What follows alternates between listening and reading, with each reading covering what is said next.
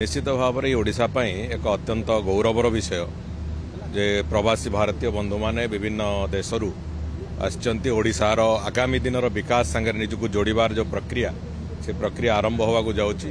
एवं आहुरी बड़ कथा होचे माननीय प्रधानमंत्री महामहिम राष्ट्रपति दुई जन जाक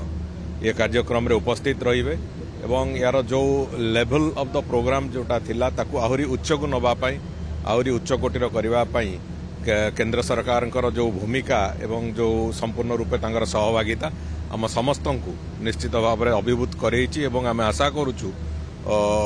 जो आजिर ए कार्यक्रम निश्चित भाव में आगामी दिन में ओडिशार जो विकास जययात्रा से विकास जययात्रा रे एक नुआ फर्द जोड़ी हम ओडिशार इतिहास रे एक नुआ फर्द जोड़ी हम बड़ कथा होची बहुत आछंती जे टूरिज्म सेक्टर रे इन्वेस्ट करिया पई चाहउछंती नुआ नुआ स्टार्टअप यंग एंटरप्रेन्योर माने आछंती तो ए संभावना केते ओडिसा देखो सबु प्रकार सेक्टर रे जोड़िबा पई सेमानंकु जो उद्यम आरंभ होईची सबु सेक्टर रे इंडस्ट्रियल सेक्टर हो टूरिज्म सेक्टर हो